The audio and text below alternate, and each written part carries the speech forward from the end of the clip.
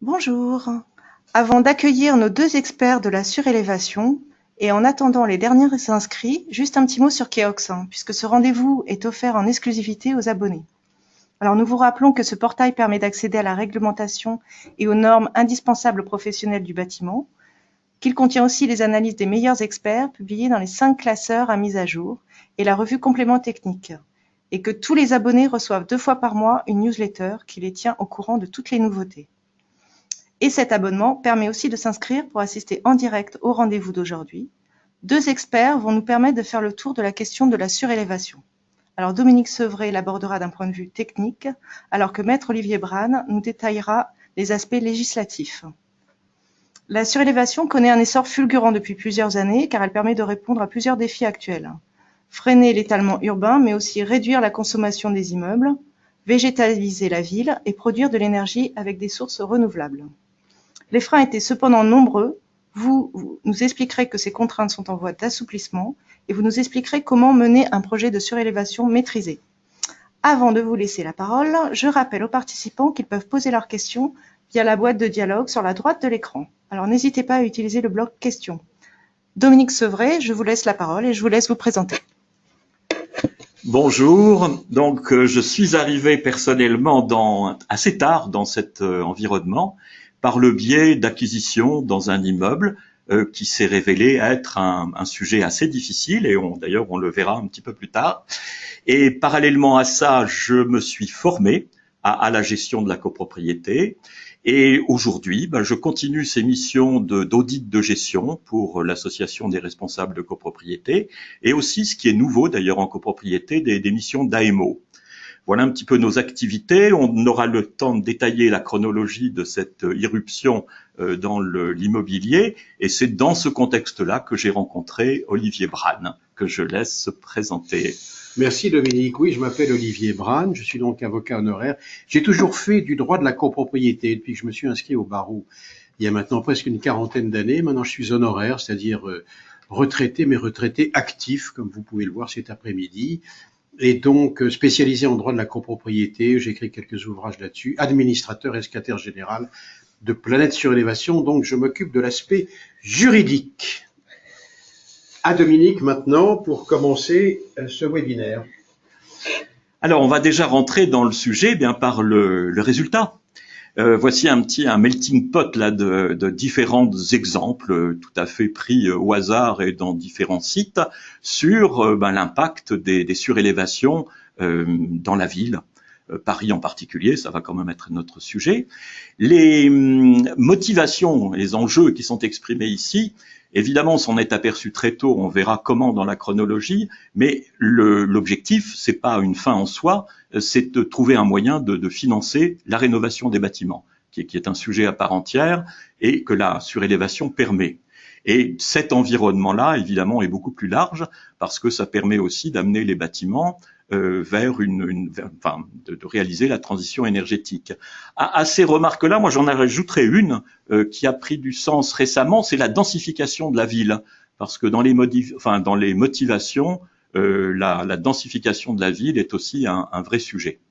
Alors, on va continuer à rentrer cette fois-ci dans les exemples. Voilà, il suffit quand on est dans Paris souvent de lever la tête et c'est rare qu'on ne tombe pas sur la célèbre dent creuse, sur des angles de rue qui ne demandent qu'à être surélevés. Donc on a là sous les yeux une multitude de sites qui sont potentiellement surélevables. La PUR a identifié 11 000 immeubles surélevables dans Paris, ce qui est assez gigantesque. Je crois aujourd'hui on est à 47 000 copropriétés, parce que ça va être notre sujet un petit peu plus précisément. Donc le potentiel est effectivement énorme. Dans la réalité, on verra que les choses doivent être détaillées et bien préparées.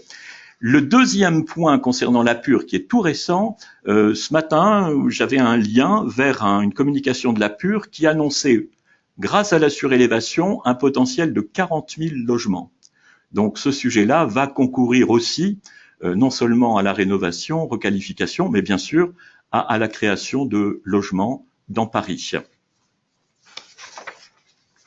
Alors, si on reprend un petit peu toutes les dates qui ont égrené notre présence ici aujourd'hui au nom de Planète Surélévation, en fait, tout a commencé en 2007, 2006 plus précisément, Grenelle de l'environnement. Et là, on prend conscience, avec l'ambition d'améliorer la performance énergétique des bâtiments, tout d'un coup, on prend conscience que l'enjeu pour les copropriétés va être non seulement difficile techniquement, mais encore plus difficile financièrement. Alors, plusieurs pistes ont été suivies à l'époque. Entre-temps, il y a eu une création d'association Planète Copropriété en 2009, qui a été le premier jalon pour s'occuper du sujet. Et très vite, on s'est aperçu au sein de Planète Surélévation au sein de Planète Copropriété, que la surélévation était un sujet à part entière. Et en 2012, on crée une entité indépendante qui va se consacrer spécifiquement au sujet. Donc, elle réunit architectes, avocats, financiers, bureaux d'études, gestionnaires, notaires, géomètres, tous les professionnels qui, à un moment donné, vont concourir au sujet. On est un think tank qui a commencé très très tôt à réfléchir sur le sujet. On suit l'actualité de ça. En 2014, la ville de Paris s'intéresse bien sûr au sujet aussi, organise des ateliers, des conférences, une exposition, Toit sur Toit. Et notre association, à cette époque-là, participe effectivement très activement à la modification de la loi Allure. On est même allé, Olivier, tu t'en souviens, on est allé rencontrer les équipes de Madame Duflot pour lui dire, si la loi ne change pas, il n'y aura jamais de surélévation en copropriété, parce qu'à l'époque, il existait un droit, non pas un droit de priorité, c'est ce que ça va devenir, mais à l'époque, c'était un droit de veto. Un copropriétaire opposant du dernier étage pouvait s'opposer à un projet de surélévation. Donc, la loi a changé, ce qui a complètement été un ballon d'oxygène. 2015, première conférence avec l'INES, donc l'INES, Institut National de l'Énergie Solaire, donc là qui est très très intéressé dans tout ce qui est rénovation énergétique, utilisation de production d'énergie, et notre assos met en place une méthodologie dont on détaillera le contenu tout à l'heure, c'est le bilan initial de surélévation, le BIS. On verra ce que c'est. 2016, à nouveau une conférence, mais cette fois-ci au pavillon de l'Arsenal, avec l'appui de la ville. Et là, c'est l'expression politique qui est exprimée. Donc, successivement, les verrous législatifs, voilà, le verrou politique, tout ça, tous ces moyens-là se mettent, tous ces indicateurs-là se mettent au vert. Et enfin, là, en 2017, c'était en mars de l'année dernière, conférence, comment réussir un projet de surélévation, justement pour financer les travaux de rénovation. Eh bien, l'aventure continue, on en a fait une première étape, et puis on verra tout à l'heure que tout ça continue à avoir des étapes et des jalons. Par contre, ce dont on est conscient aujourd'hui, c'est que tout cet environnement-là nécessite une communication incroyable entre les professionnels et avec les copropriétaires. Mais on va voir que les sujets sont extrêmement variés, délicats. Et je repasse la parole à Olivier, justement, pour un environnement très très riche, l'environnement européen. Oui, c'est récent d'ailleurs, parce que finalement, l'année dernière, en résumé, Bruxelles nous appelle, c'est-à-dire l'Union européenne, et ils ont un programme qui s'appelle Horizon 2020, qui s'appelle Abracadabra. On vous a mis là le site que vous pouvez donc consulter, qui vous explique que Bruxelles est passionnée par le sujet des surélévations. Pourquoi ? Parce que Bruxelles, vous savez, déverse beaucoup d'argent, la Banque européenne d'investissement déverse beaucoup d'argent dans les rénovations énergétiques sans beaucoup de succès. Et la surélévation, par la vente du toit que ça va induire, bien évidemment, ça va permettre à l'immeuble, au propriétaire de l'immeuble ou à la copropriété d'encaisser le prix du toit et de faire sa rénovation énergétique. Donc nous sommes, nous, absolument convaincus qu'une surélévation, ça va de pair avec la rénovation énergétique de tout le bâtiment. Et donc voilà pourquoi Horizon 2020 est venu nous demander de participer en qualité d'expert à ce programme-là pour qu'on explique la manière de financer toutes les techniques juridiques et de financement de la vente du toit pour permettre ces surélévations. Voilà l'aventure européenne. Nous étions il n'y a pas longtemps, mon cher Dominique, à Barcelone, pour expliquer tout cela avec un peu de sangria qui nous a été très gentiment offerte par les fonctionnaires de Bruxelles. Voilà. Alors, maintenant, Dominique va peut-être vous parler des différentes opérations possibles en copropriété. Je te repasse la parole. Oui, mais alors très très rapidement, parce que c'est un tout petit intermède, une petite précision. Lorsqu'on parle de surélévation, en fait, c'est un aspect du sujet, parce que tout moyen, justement, l'équipe espagnole, l'équipe d'Abracadabra, a qualifié ça de les adores. En fait, sous ce concept-là, ils impliquent tout ce qui va être un moyen de créer une amélioration énergétique, de créer des compléments de vie, de qualité de vie. Et on parle alors aussi d'extension des bâtiments. Et aussi, pourquoi pas, on en verra un exemple, de construction à part entière sur le site, sur le foncier d'une copropriété. Je te repasse le... Oui, pourquoi cette diapo? Parce que, vous le savez sans doute, depuis la disparition du COS, on reverra ça tout à l'heure en droit de l'urbanisme, et donc la notion de gabarit qui a remplacé celle de COS, on couple souvent, dans tous les exemples que nous avons de surélévation, on couple surélévation et extension du bâtiment, par exemple par la création de loggia. On peut faire beaucoup de choses maintenant avec ce nouveau gabarit du droit de l'urbanisme, pas simplement la surélévation, et on couple en général et naturellement en construction. Maintenant, sur le plan juridique, comment les choses se présentent-elles? Eh bien, Dominique vous l'a dit tout à l'heure, une grande modification, une révolution de la loi de 65 sur la copropriété, et une modification en profondeur du code de l'urbanisme. Voyons donc les deux choses. D'abord, dans la diapo suivante, vous allez voir en droit de la copropriété la révolution, c'est-à-dire suppression de la règle de l'unanimité des propriétaires du dernier. Ça, c'était très bloquant.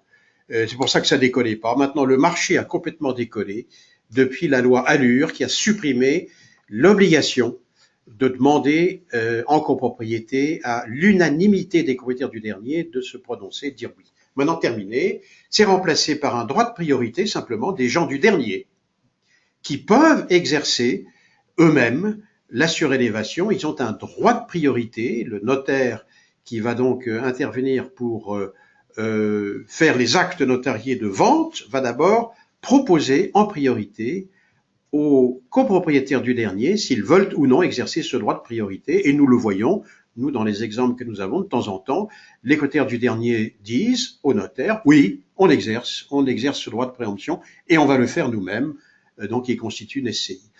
Donc, droit de priorité et ensuite modification des majorités en assemblée, vous voyez sur la diapo, tout a changé là aussi, puisque maintenant, dans les villes à droit de préemption, style Paris, Lyon, Marseille, Strasbourg, bref, les grandes villes, article 25, c'est-à-dire 50% des voix plus une.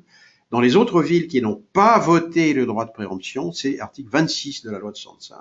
50% des votants plus 2/3 des voix, c'est ce qu'on appelle la double majorité. C'est le nouvel article 35 de la loi de 65 qui a été entièrement refondu. 3 possibilités prévues par la loi. Dominique va peut-être vous en parler. Puisque la loi Allure, là, permet soit au syndicat, soit à un promoteur de réaliser. Dominique? Alors, là, le texte, l'article 35, commence par « Si la copropriété veut réaliser elle-même l'opération, eh bien, les conditions d'article sont celles du 26 qu'on vient d'évoquer. » Par contre, l'enjeu final, imaginons qu'une copropriété, alors connaissant aujourd'hui à la fois le statut de la copropriété, à la fois le rôle des copropriétaires dans un ensemble parfois important, pour se mettre d'accord et pour engager un projet qu'elle va réaliser elle-même, là, on va le voir, on est au milieu du gué parce qu'on a déjà réalisé une partie des obligations législatives, juridiques, fiscales, mais il reste encore, et on aura l'occasion de détailler un petit peu, énormément sur la fiscalité, à laquelle je pense en particulier, des points qui vont devoir être mis en place pour que un projet puisse être géré avec, bien sûr, l'assistance d'un assistant à maîtrise d'ouvrage pour mener le projet. Parce qu'évidemment, les copropriétaires au sein d'un syndicat n'ont ni compétences ni moyens financiers. Donc c'est bien à ça qu'il va falloir suppléer pour réaliser ce premier cas de figure. Oui, vous imaginez que si le syndicat des copropriétaires lui-même le fait, ça s'appelle de l'auto-promotion, de l'auto-surélévation, si on veut. Bon, il faut se barder d'assurance. Et c'est pas évident non plus qu'un syndicat de copropriétaires trouve les assurances dommages ouvrages et toutes les assurances construction, décennales, biennales, etc. Donc, ça n'est pas évident non plus que le syndicat lui-même le fasse. Sauf s'il est assisté d'un AMO, d'un assistant maître d'ouvrage. Il y en a quelques-uns sur le marché. Les copropriétés qui font ça, qui veulent le faire elles-mêmes, prennent en général un AMO qui va lui-même trouver donc les assurances nécessaires. Et pourquoi elles veulent faire ça elles-mêmes, les copropriétés?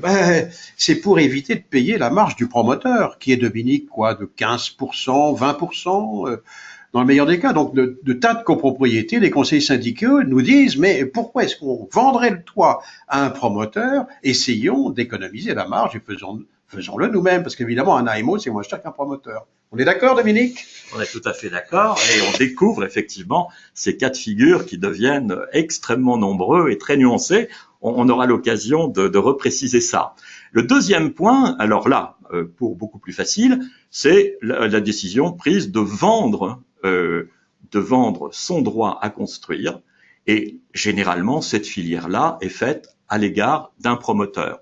Alors dans ce cas-là, ça peut paraître une sécurité, ça l'est effectivement au premier degré, mais encore faut-il au sein d'une copropriété s'assurer que le promoteur qui sera là pour faire son opération immobilière va bien prendre en compte les besoins de la copropriété, non seulement en rénovation, mais aussi en extension de l'agrément de l'immeuble, qui va devoir faire du neuf. Et ça, ce dont on s'aperçoit, c'est que faire du neuf sur du vieux, c'est loin d'être évident.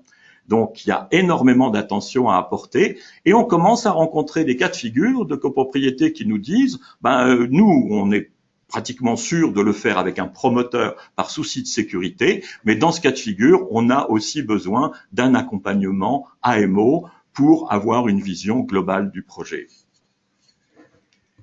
Oui, voilà, donc ça s'appelle un appel d'offres promoteur. Les copropriétés peuvent décider, si elles décident de vendre le toit, elles décident évidemment de faire un appel d'offres promoteur. Il y a aussi une possibilité, vous l'avez vu dans cette diapo, la petite 3, les copropriétaires du dernier, s'ils exercent leur droit de préemption, peuvent se liguer, j'allais dire, ils vont faire un club des surélévateurs, on va l'appeler comme ça, comme il y a le club des ascensoristes aussi, dans les copros, certains peuvent simplement se lier pour faire un ascenseur, pas d'autres. Là, c'est la même chose. Donc, au dernier, des copropriétaires peuvent exercer le droit de priorité, ils vont faire une SCI et faire eux-mêmes la surélévation. Donc, il faudra être très vigilant parce qu'ils ont le droit de le faire. Mais attention, ils construisent sur une copro. Alors, naturellement, ils vont prendre un AMO.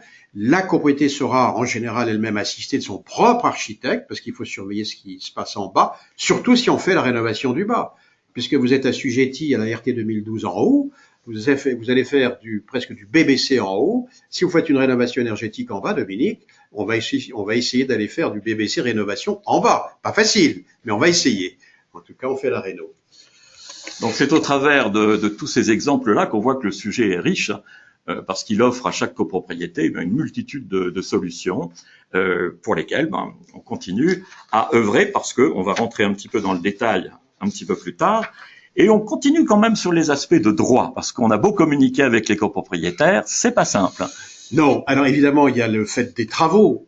On fait les travaux au-dessus, un ou deux niveaux.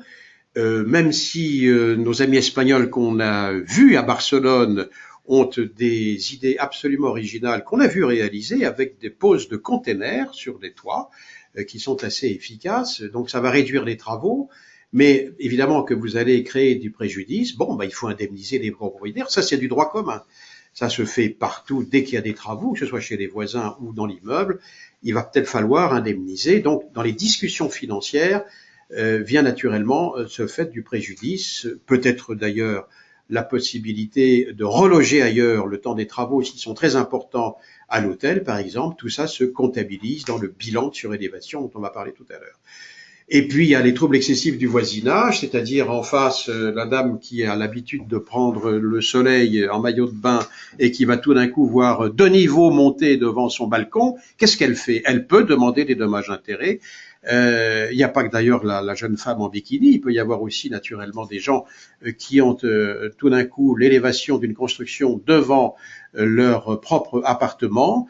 Là, la jurisprudence des tribunaux est dans les grandes villes est extrêmement restrictive. C'est très rare qu'il soit admis qu'il y ait un trouble excessif du voisinage par le fait d'une construction voisine, donc en élévation ou pas d'ailleurs. Il faut vraiment que le trouble soit excessif. C'est une affaire d'expertise. Mais c'est analysé en général avec le promoteur de façon à essayer de désamorcer ces problèmes-là et peut-être d'indemniser les gens avant qu'ils fassent des procédures. Voilà, prochaine diapo sur la fiscalité. Ça, c'est une bagarre que nous avons menée à Bercy avec Dominique. Vous voyez que ce nouvel article 150U du Code général des impôts prévoit, c'est exceptionnel, hein, une exonération de la plus-value. C'est-à-dire, vous vendez le toit. Vous allez vendre le toit 1 million d'euros. Vous allez peut-être faire 600 000 euros de travaux. Vous allez donc avoir un bonus de 400 000 euros qui est une plus-value. Elle est défiscalisée jusqu'au 31 décembre 2020 si vous vendez le toit. La défiscalisation n'existe que si vous vendez le toit simplement. Elle ne s'applique pas si vous faites la réalisation vous-même, naturellement, de la surélévation. Donc c'est une des dernières niches fiscales qui dope, à notre sens, totalement le marché de la surélévation. Voilà, différents contrats nécessaires. Oui, là c'est de l'ingénierie juridique, si vous voulez. Il faut vraiment une équipe. Pour faire une surélévation, c'est, bon, les Américains appellent ça une task force, véritablement on le voit. Qui y a là-dedans? Il y a le syndic de copro, évidemment. Il y a le notaire, il y a le géomètre expert, il y a l'AMO, il y a peut-être le promoteur, il y a le conseil syndical, parce qu'il va y avoir une vente notariée du droit à construire. Il va y avoir une modification notariée du règlement de copropriété, donc le géomètre intervient avec le notaire pour créer les nouveaux tantièmes. Et vous savez que plus il y a de tantièmes dans une copro, plus les charges se divisent. C'est donc un intérêt financier certain. Puis les protocoles d'accord, éventuellement un référé préventif. Tu veux dire un mot, Dominique, sur le référé préventif? Mais oui, cet aspect-là, enfin, apparaît de plus en plus évidente et importante. Les copropriétaires sont sensibilisés, voire très sensibles. Le référé préventif, c'est déjà presque un outil de communication. Ça veut dire une attention créée pour chacun des appartements de la copropriété, et en tout cas les appartements mitoyens, au moins en tout cas le dernier niveau, pour anticiper sur tout risque de désordre qui pourrait être imputé à la surélévation. Il faut pouvoir anticiper en identifiant immédiatement l'origine de désordre. Donc c'est un élément pour apaiser le débat en copropriété. On va peut-être, oui, si tu veux finir sur le droit de l'urbanisme, et oui. Je reviendrai sur... On va voir la diapo suivante, toujours juridique. Donc, grande modification du droit de l'urbanisme en surélévation. Depuis la loi Allure de Madame Duflot, qui a donc modifié la réglementation copro, mais aussi le droit de l'urbanisme. Alors, comment on fait? Nous, nos architectes, c'est la première chose à faire d'ailleurs, c'est de voir évidemment la constructibilité. Donc, en droit de l'urbanisme, vous vérifiez le plus, évidemment, le plan local d'urbanisme des villes. Et l'ordonnance que vous voyez là, du 3 octobre 2013, suivie de ce décret, même date, du 3 octobre 2013, dont je vous recommande la lecture, permet un certain nombre de dérogations au plus non négligeables. C'est-à-dire que vous allez faire une demande spécifique dans le permis de construire avec une notice rédigée par les architectes spécifiques qui va solliciter du service instructeur des dérogations au plus. Et vous avez cette instruction du gouvernement du 28 mai 2014 qui est aussi à lire. On ne peut pas tout dire dans ce webinaire malheureusement, mais elle est relative au développement de la construction de logements. C'est vous dire si les pouvoirs publics maintenant sont conscients que ça y est, c'est parti. Pendant longtemps, les pouvoirs publics ont été assez contre la surélévation. Maintenant, ils sont pour. La ville de Paris est totalement pour. Et s'en est suivi ces dispositions légales nationales, ainsi que ce décret du 15 juin 2016. Si vous faites une isolation thermique ou une protection contre le rayonnement solaire et que vous l'intégrez dans le permis de construire, bon, vous verrez que vous pouvez obtenir beaucoup plus facilement des dérogations aux règles de sécurité. Voilà. Donc, suppression de la loi Allure par la loi Allure du COS, remplacée par le gabarit, ce qui vous permet de monter en général 1 ou 2 étages, sous réserve que naturellement le bâtiment puisse le supporter. Et puis, vous avez des dérogations possibles par ces textes légaux qui sont pour aligner les immeubles. C'est surtout les dents creuses qui sont là visées par les pouvoirs publics, ce qui ne veut pas dire que chaque fois qu'il y a une dent creuse, vous obtiendrez une dérogation d'ailleurs, parce qu'il y a des architectes des bâtiments de France qui sont pour les dents creuses. Donc le soin à apporter avec les discussions entre l'architecte du bâtiment de France, l'architecte chargé de la surélévation et l'architecte voyer est extrêmement important, bien sûr. Il faut savoir ce qu'ils veulent. Ça dépend des quartiers et ça dépend naturellement des monuments historiques qui sont à proximité. Les places de stationnement, vous pouvez obtenir très facilement des dérogations. Et puis vous obtenez aussi des dérogations sur les règles de construction du neuf, sur la sécurité, les ascenseurs, les aérations, l'incendie.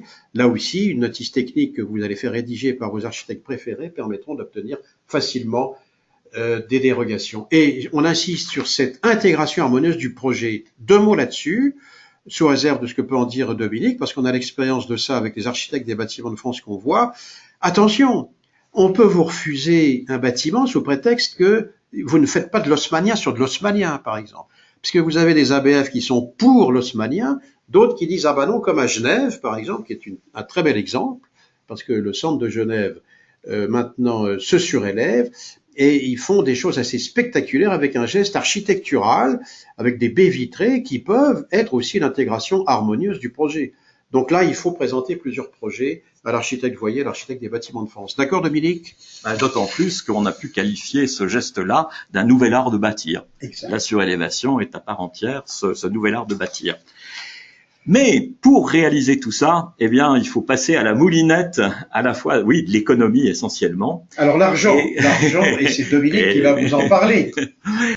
Et avec un lien d'ailleurs qui est celui de ce mot mystérieux d'abracadabra. En fait, nos amis espagnols, l'abracadabra est un coup de baguette magique. Et donc, en discutant et en présentant nos projets, on s'est donc bien aperçu qu'ils avaient complètement maîtrisé le sujet, parce qu'effectivement, surélever un bâtiment, c'est une forme de coup de baguette magique qu'on a appelé, nous, un trésor caché, mais en référence à une fable de La Fontaine. Mais là, on n'a malheureusement pas le temps. Je vous conseille d'aller sur notre site, on mettra en ligne les références à La Fontaine, c'est la fable du vieux laboureur. Ah, Dominique la connaît par cœur, cette fable. On n'a pas le temps, malheureusement. Mais on est aujourd'hui dans le modèle économique. Donc tout ça est possible parce que, essentiellement, dans les villes qui ont un niveau patrimonial élevé, l'économie de tout ça est le prix de vente des biens qu'on va créer, moins le coût de réalisation global, c'est un prix total. Quand on parle de 5 000 €, c'est un coût global qui va générer pour chaque mètre carré une marge. Et cette marge-là, l'enjeu maintenant, c'est de la partager entre le propriétaire et l'opérateur de l'opération. Voilà, on est sur notre base économique et c'est là-dessus qu'on a bâti, nous, depuis le début de nos réflexions, ce qu'on appelle le bilan initial de surélévation. C'est l'analyse complète à faire de la situation de la copropriété. Et tout commence par la faisabilité administrative. C'est-à-dire, il faut s'assurer que j'ai ou non le droit de surélever et de combien de niveaux. Pour ça, c'est le regard sur le PLU, il faut respecter des gabarits, et ensuite, au-delà du gabarit, des notions de couronnement, de notions de droit de vue sur la parcelle, et en particulier à Paris, par exemple, des notions de fuseaux, qui sont des zones dédiées à respecter absolument, et les APF savent bien faire respecter ces obligations. Mais ça fait partie de la négociation pour savoir si j'ai ou non le droit administratif. Une fois que ce cap-là est passé, là je vais pouvoir commencer à m'intéresser à la structure du bâtiment, au travers alors de sa propre structure, qui va peut-être nécessiter des reprises de structure, vraisemblablement non, mais en tout cas peut-être une reprise des sols, enfin en sous-sol, pour conforter l'assise du bâtiment. Alors ça, évidemment, c'est aussi un passage obligé, parce que ces études-là ont un coût, et il faut bien sûr les intégrer dans l'économie du projet. S'intéresser évidemment aux circulations, on a vu beaucoup de projets bloqués par le passage obligé au travers de l'appartement du 5e étage, Bon, ben, si le copropriétaire n'est pas d'accord pour ou faire l'opération ou apporter des modifications à la circulation de l'immeuble, ben, malheureusement, ça empiète sur la faisabilité du projet. Respect des normes, on évoquait tout à l'heure, accessibilité, c'est aussi peut-être l'opportunité de passer un ascenseur. Et ça, pour un immeuble, c'est un boost économique extraordinaire que de oui, on a un exemple d'ailleurs très précis de ces jours derniers, avenue de Ségur à Paris, dans le 7e, une copropriété qui peut se surélever de 2 niveaux, des gens assez vieillissants, on va dire, hein, dans l'immeuble, mais qui nous ont dit, mais attention, il y a des gens seniors qui ne peuvent plus monter à pied. Et donc, la question a été posée de l'ascenseur qui coûte, je crois, 300 000 euros, si je me souviens bien, pas loin. Donc, qu'est-ce qu'on fait? Eh ben, on va choisir la surélévation pour financer l'ascenseur qui va être probablement extérieur. Voilà donc une création d'ascenseur facilité gratuitement, puisque c'est la vente du toit qui va tout financer, ainsi que la rénovation. Voilà. Alors, on verra dans le mécanisme technique comment obtenir tous ces postes-là qui vont constituer à la fois le coût de construction, mais aussi affecter à l'immeuble bien tout son passif, c'est-à-dire quels vont être les coûts qu'il va falloir mettre dans la balance. Et en regard de ça, évidemment, on a le prix potentiel de vente de tous les nouveaux appartements créés. Donc cet équilibre financier anticipe un petit peu, qui est un bilan de faisabilité sur la manière dont on va pouvoir ensuite réaliser l'opération, et c'est ce qu'on a vu tout à l'heure, selon les filières promoteurs, ce qui peut ouvrir sur un appel d'offres, la filière, les acquéreurs, en fait, qui sont souvent les résidents du dernier niveau, qui vont monter une CIA avec une assistance à maîtrise d'ouvrage, ou le syndicat des copropriétaires qui fait l'opération pour lui-même.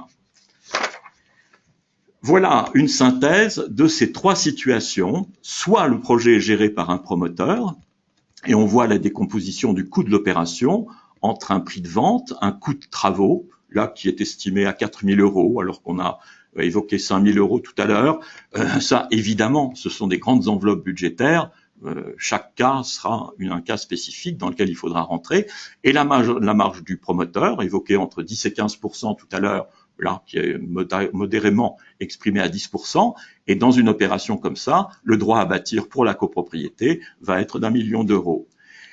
Deuxième filière qu'on a évoquée aussi, les acquéreurs, qui sont en fait ce qui peuvent être le droit de priorité exercé par les habitants du dernier niveau, s'ils font l'opération par eux-mêmes, vont se doter d'un assistant à maîtrise d'ouvrage, dont le coût, évidemment, va être moindre que celui d'un promoteur, et ce sont eux qui, finalement, font la même opération pour la copropriété, parce que la loi dit bien qu'il faut que le droit à bâtir soit sur la base d'une estimation faite par un promoteur, et à condition égale pour la copropriété, ces acquéreurs-là bénéficient d'un prix préférentiel sur le marché. Troisième cas de figure, alors qui est le cas le plus intéressant pour la copropriété, c'est elle qui fait l'opération, elle vend au prix du marché, elle se dote d'un AMO et elle réalise une plus-value supplémentaire pour la copropriété. Alors attention, je précise bien, nous sommes encore là-dedans think tank, nous activons beaucoup de recherches, nous sommes encore sur des modèles qu'il faut affiner. Alors, un des exemples de ça, c'est que dans le troisième cas, lorsque la copropriété le fait pour elle-même, il n'y a plus de vente du droit à bâtir. C'est ce qu'évoquait tout à l'heure Olivier. Dans ce cas-là, on va demander, nous, à ce que la fiscalisation du coût des travaux, qui généralement est d'une TVA de 20%, puisse, dans ce cas-là, être ramenée à 10%, à la fois par souci d'équilibre sur l'ensemble de l'opération, entre coût des travaux de rénovation et coût des travaux de construction, et aussi pour pallier à l'absence d'avantages fiscaux, par exemple sur une vente de droits à bâtir qui n'existe plus. Alors ces phénomènes-là, ils apparaissent au fur et à mesure qu'on avance dans les projets. Alors un mot quand même sur le coût global des travaux, vous voyez dans la diapositive à gauche. Voyez, vous vendez par exemple à 10 000 euros du mètre carré construit. Et vous allez construire pourquoi? On a dit 3 000 à 5 000 euros du mètre carré. Là, ça dépend de ce que vous allez évidemment réaliser en termes de prestations. Mais attention, coût global des travaux, Dominique, il faut une explication là-dessus. Ce qu'on appelle le coût global des travaux, c'est le prix de construction plus les frais annexes. Alors c'est le coût de construction strict, surtout qu'on n'est pas encore rentré dans toutes les filières techniques qu'on va découvrir au travers de ça.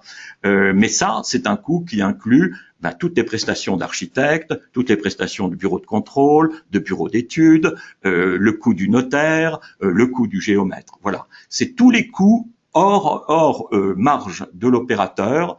Donc c'est ce que coûte réellement la construction des nouveaux lots créés. Y compris d'ailleurs les honoraires du syndic, parce qu'en copropriété, le syndic de copropriété évidemment, lui, va maîtriser complètement cette opération avec ses copropriétaires et il a normalement droit, d'ailleurs, à des honoraires d'études, si la copropriété le décide en assemblée générale. C'est prévu par le contrat forfaitaire des syndics de la loi Allure et évidemment, ces honoraires sur travaux classiques. Donc, le coût global des travaux dont on parle ici, c'est tout confondu.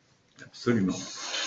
Et on va d'ailleurs rentrer un petit peu dans on arrive maintenant un petit peu vers notre futur parce que Planète Surélévation, voilà, a accompli tout ce travail-là, et on va continuer notre lobbying parce que on a encore beaucoup de points à clarifier qui sont sur la fiscalité, on l'a évoqué, la fameuse GFA, la garantie financière d'achèvement, qui est offerte et proposée à l'envi par les promoteurs, mais en fait qui est un petit peu une situation catastrophe parce que c'est la situation où c'est le promoteur qui fait défaut et là la banque s'engage à suivre l'opération. Bon, on ne l'espère à personne, mais il faut quand la copropriété fait par elle-même l'opération, qu'un système de garantie bancaire, de caution bancaire se mette en œuvre et pour qu'elle pratique aussi, alors avec une petite, la vente en l'état futur d'achèvement, en fait c'est la fameuse VEFA.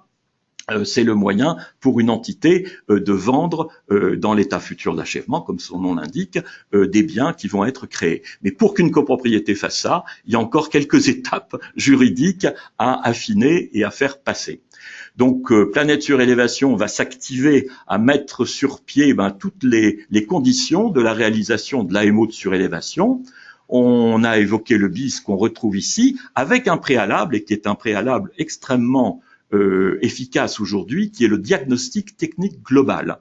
Alors ça, c'est maintenant une obligation, en tout cas de le présenter en AG, qui n'est pas encore une obligation pour la copropriété de le faire, mais c'est l'outil qui va permettre d'identifier poste par poste les besoins de la copropriété qu'elle va intégrer dans ses besoins de rénovation et dans ses besoins de rénovation en financés par la surélévation, sachant qu'il y a une option dès aujourd'hui dans ce DTG qui est la première étape, c'est-à-dire l'architecte qui fait de l'ETG peut activer l'option faisabilité administrative de la surélévation. Donc on voit qu'on s'engage dans le projet pour aller vers le choix des filières juridiques et éventuellement, si la copropriété le fait par elle-même, d'avoir un appui d'une AMO financière. Donc ça, c'est intégré dans les structures d'AMO qu'on est en train de mettre sur pied, dont le rôle va être d'aller chercher aussi le financement direct auprès des banques. Oui, un mot sur ce DTG, parce que là, ça fait fureur chez les syndics de copropriété,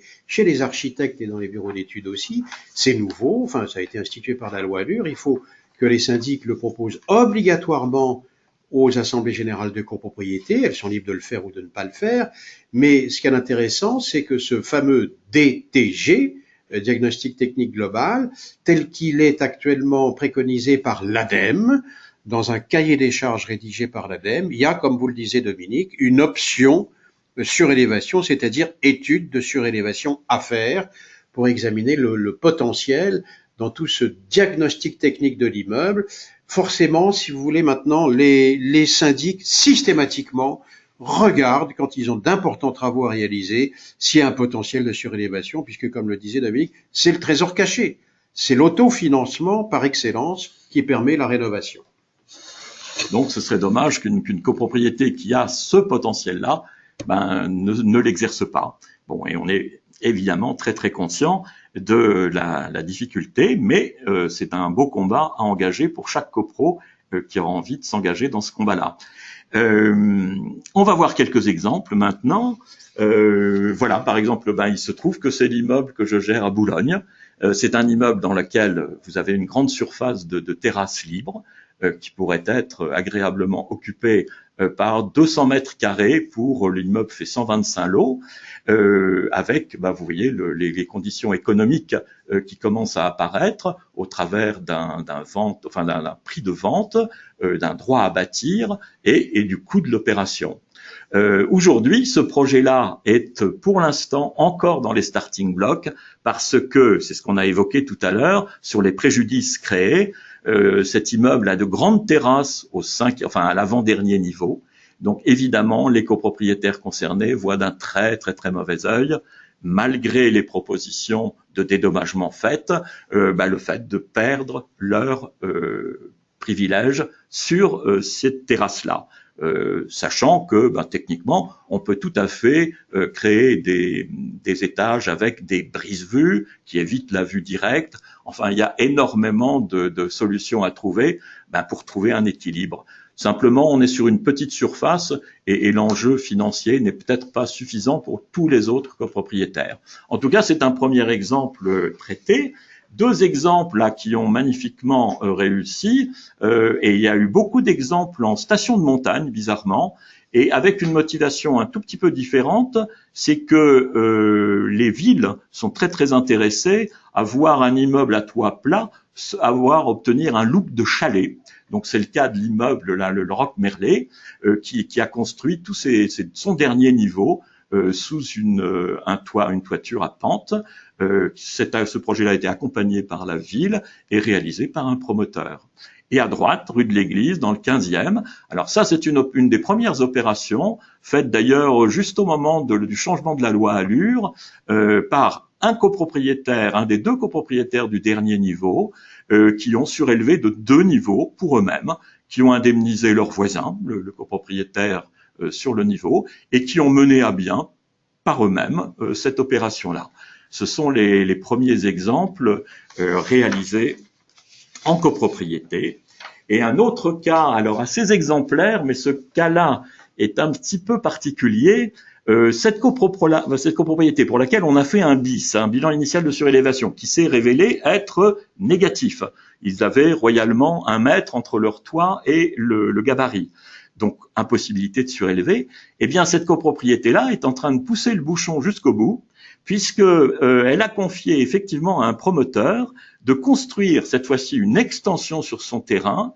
Et vous voyez le petit parking en bas à droite de cette image, eh bien, va se transformer en immeuble à part entière qui va rejoindre les immeubles existants. Et c'est effectivement une surélévation parce que juridiquement, le fait d'être sur un bâtiment de la copropriété que sont les parkings en sous-sol, il y a 1 ou 2 niveaux de sous-sol en parking, c'est un lot qui est désigné comme un bâtiment qui est de la copropriété, et de ce fait, construire au-dessus devient une surélévation. Ce projet-là est en cours. Voilà un petit peu. Alors on repasse peut-être la parole à notre hôtesse. Juste pour en savoir plus, donc vous avez le dossier la surélévation immobilière moderne dans la revue Opération immobilière qui vient de paraître. Les éditions du Moniteur devraient faire publier aussi 2 ouvrages en 2019, un qui serait sur le thème de mener un projet de surélévation et le deuxième plus sur les aspects juridiques de la surélévation. Sinon, je crois qu'il y a le Conseil des rehausseurs immobiliers qui crée une fédération des acteurs de la surélévation. Et on voulait aussi vous annoncer un colloque en octobre-novembre avec l'Institut national de l'énergie solaire, dont le thème sera l'état de l'art de la surélévation. Alors, on voulait aussi vous annoncer une formation du moniteur. Donc, je vais vous laisser la diapo pendant quelques minutes, pendant lesquelles on va prendre vos questions. On va couper le son et on reprend dans quelques minutes une fois qu'on aura récupéré vos questions. À tout de suite.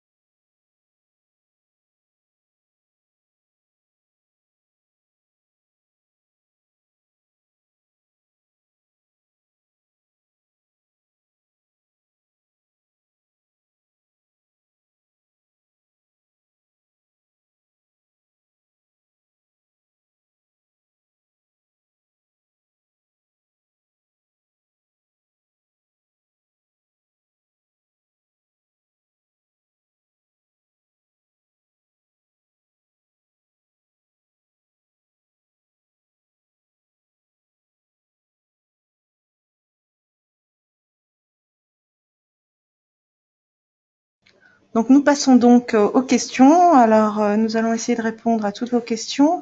Alors une première question. Est-ce que dans une petite copropriété, cas de 4 copropriétaires, un copropriétaire peut s'opposer à une surélévation? Si la réponse est non, depuis quelle date? Est-ce que vous avez ces informations? Oui, depuis la loi Allure de 2014, le propriétaire minoritaire ne peut plus s'opposer à la surélévation. Ceci dit, il faut faire attention parce que vous savez, les contentieux sont rapides, les gens assignent en nullité d'assemblée générale pour n'importe quoi, y compris des conditions de forme. Donc, il faut extrêmement soigner avec le syndic et l'architecte, parce que quelqu'un nous a dit tout à l'heure, je crois que l'architecte avait été omis dans la task force. Non, non, non, il est évidemment essentiel. Il y a une majorité d'architectes à Oui, planète sur bien élévation. évidemment, c'est un élément essentiel de cette task force qui doit être mise en place. Et justement, il s'agit de dégonfler le contentieux. Il faut surtout pas arriver à une assignation en nullité de l'Assemblée. Et dans le même esprit, je pense on a évoqué le référé préventif qui peut être utilisé comme un outil de communication et un outil d'attention à l'égard des copropriétaires. J'ai l'impression, et ça aussi c'est assez nouveau, lorsqu'on faisait un audit énergétique, et aujourd'hui lorsqu'on fait un DTG, était souvent associé à ça un questionnaire assez systématique à l'égard de chaque copropriétaire, alors plutôt sur des aspects techniques dans le cadre de l'audit énergétique, mais demain pour la surélévation, j'ai l'impression que ça va être un moyen d'aller identifier auprès de chaque copropriétaire, vraiment individuellement, eh bien, s'il y a s'il y a des oppositions, les identifier et pouvoir y répondre très très spécifiquement. Moi, j'imagine pas qu'on puisse lancer un projet de surélévation dans une copropriété s'il y a une opposition. Si on n'a pas répondu, si on n'a pas anticipé, ça va être une source de conflit. On s'engage dans une période longue qui va être difficile. Donc, il faut y aller en étant en harmonie, en étant en phase. Merci. Alors j'ai une deuxième question. Alors ces étapes et frais sont-ils les mêmes lorsque la copropriété est toute petite et que le propriétaire du dernier étage souhaite faire une surélévation pour lui seul, par exemple création d'un mini loft? Oui, de toute façon, les frais de notaire sont tarifés, ils sont fixes parce que c'est un décret qui fixe la rémunération des notaires qui vont faire l'acte de vente, qui vont faire le règlement de propriété nouveau avec le géomètre. Par contre, le géomètre, lui, a des honoraires qui sont évolutifs, effectivement, en fonction de la taille de l'immeuble. Ce qu'on peut dire, c'est que ça peut coûter moins cher dans une petite propriété qu'une grande. Et quoi qu'il en soit, le copropriétaire qui le ferait vous mentionnez un loft fait par le copropriétaire, lui, il ne pourra pas s'exonérer du droit à bâtir à l'égard de la copropriété. Mais oui, on a pu constater, nous, éventuellement, que les opérations faites par un promoteur avaient peut-être un seuil inférieur qui était un seuil limite de rentabilité pour un promoteur, mais lorsque l'opération est faite à l'initiative du copropriétaire du dernier niveau, il n'y a pas de limite à la surface dès lors qu'on qu'on respecte le droit à bâtir, l'achat du droit à bâtir à la copropriété. Alors, merci. À quel moment passe-t-on d'une rehausse de toit à une surélévation? La RT 2012 dit que la surélévation se reconnaît à une différence de hauteur au faîtage de 1,80 m. Non, moi je connais simplement sur le plan juridique, bien sûr, un arrêt de la Cour de cassation qui est assez net sur le sujet, qu'on cite d'ailleurs dans l'ouvrage Opération immobilière, là, qui vient de sortir.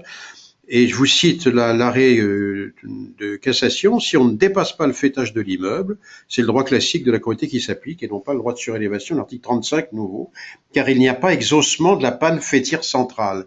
Donc, la hauteur à laquelle vous faites référence, le 1,80 m, là, ça n'est pas reconnu par la Cour de cassation. La Cour de cassation, elle reconnaît simplement, pour savoir si vous êtes dans le régime favorable de la surélévation instituée par la loi de copropriété, est-ce que vous dépassez le faîtage ou pas? Basta, c'est tout. Merci. Est-ce que le changement de destination pour le cas d'un comble non aménagé transformé en logement donne droit aux mêmes avantages fiscaux pour la revente? Est-ce que l'un d'entre vous veut répondre à cette question? L'aménagement de comble, mais ça dépend Justement, l'aménagement de comble en soi, si vous ne dépassez pas le fêtage, Oui. c'est du droit de la copropriété classique, c'est-à-dire tout ce qu'on a exprimé, exposé là ne s'applique pas. L'article 35 ne s'applique pas si vous ne rehaussez pas. Les combles peuvent être partie commune, donc si vous ferez pas de surélévation là, vous aménagez le comble, c'est tout à fait différent. Donc là, vous êtes obligé de passer ça à une autre majorité que celle de l'article 35, qui est celle de l'article 26, c'est-à-dire double majorité, parce que c'est une vente de partie commune. Si vous servez des combles et que vous démolissez le toit et que vous rehaussez, là, vous êtes dans le régime qu'on a expliqué de l'article 35. Voilà. Et c'est pour ça d'ailleurs qu'aujourd'hui, on s'aperçoit que c'est plus facile, grâce à l'article 25, pour les communes qui ont voté leur PLU et qui exercent un droit de préemption, eh bien c'est plus facile de voter un projet de surélévation que de vendre une partie commune à l'article 26. Alors, une surélévation par un copropriétaire unique du dernier niveau doit-elle obligatoirement générer un dédommagement pour les autres? Alors, on vient un petit peu de l'évoquer. C'est-à-dire, avant de parler de dédommagement, on va tout simplement parler de droit à bâtir. C'est-à-dire que le copropriétaire qui va soumettre ce projet-là à la copropriété va devoir s'acquitter d'un droit à bâtir qui doit être calculé. Alors, ce calcul de droit à bâtir, il est généralement fait, le BIS nous permet d'arriver jusqu'à la connaissance justement de la valeur du droit à bâtir. Je voudrais rebondir sur une situation moi, que j'ai vécue tout récemment. On assiste même, alors à la fois de la part des copropriétaires à une surenchère. Je viens de voir passer dans une même AG deux offres successives à hauteur d'ailleurs de 300 000 euros très précisément, et pour l'une, et deux résolutions plus loin, un autre copropriétaire surenchérir à 350 000 euros. Alors franchement, une copropriété qui part sur ces bases-là, non. On ne va pas y arriver.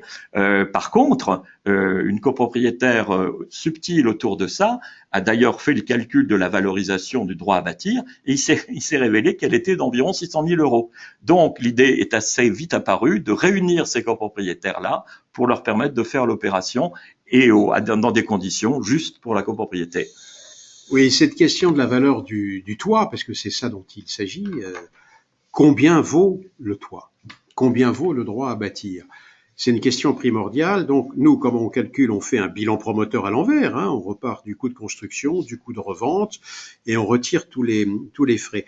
Mais parfois, ça peut être source de discussion infinie dans les copropriétés. Comme le dit Dominique, quelqu'un dit 300, l'autre dit 350. Alors, qu'est-ce qu'on fait? On fait des enchères, c'est ridicule. Non, ce qu'on fait, nous, en général, c'est qu'on demande une estimation. Enfin, la copropriété va demander une estimation à un expert reconnu, inscrit sur les listes des tribunaux en général, qui va donner son avis. Évidemment, ça va coûter 4 ou 5 000 euros, une expertise comme celle-là. Mais quand on ne peut pas s'en sortir, Dominique, on demande à un expert judiciaire, inscrit sur la liste, combien vaut le droit de surélévation. Et en général, tout le monde se tait, on se met d'accord autour de cette estimation. Oui ou non? Oui, absolument. Sachant que c'est aussi une option du BIS, et que le BIS doit permettre d'arriver à une bonne estimation de la valeur du droit à bâtir, puisque c'est la question. Alors, est-ce que l'achat par le copropriétaire du dernier étage des combles non aménagés en vue de les rendre habitables est considéré comme une surélévation? On a répondu. Vous avez répondu. Oui, on a déjà tourné un petit peu autour du pot. Ça commence à ressembler à un abus, alors qui est un abus non pas de bien social, mais qui est un abus de partie commune. C'est-à-dire, c'est pas parce que, alors, on peut devenir propriétaire de ces combles, certes, en les rachetant, mais c'est pas pour autant qu'une fois qu'on est propriétaire de ces combles, on a acquitté, si on fait une réhausse, si on fait une surélévation, eh bien, il va falloir s'acquitter d'un droit à bâtir malgré tout. Donc, ça se fait vraiment en deux étapes. Alors, on va prendre une dernière question. Si le dépassement du fêtage est effectué sans création de surface, une surélévation dont, excusez-moi, j'arrive pas bien à lire, crée-t-elle un droit à bâtir? S'il y a un dépassement du fêtage, il y a obligatoirement un dépassement du fêtage de l'immeuble existant. il y a automatiquement une surélévation. C'est ce que dit la Cour de cassation dans l'arrêt qu'on a cité tout à l'heure. Oui, alors juridiquement, oui, avec une petite nuance. Et vous évoquez le fait qu'il n'y a pas de création de surface habitable. Alors évidemment, comme notre équation, nous, elle part de la valorisation des biens créés. S'il n'y a pas de valeur de créer, ça ouvre une porte à une négociation pour effectivement ne pas forcément déclencher tout le processus. Bon, mais là, c'est vraiment du cas par cas et il faut vraiment analyser ça sur le projet. Je vous remercie encore pour cette présentation. Merci d'être venu partager votre expertise à la fois technique et réglementaire et merci aux participants d'avoir suivi ce rendez-vous expert.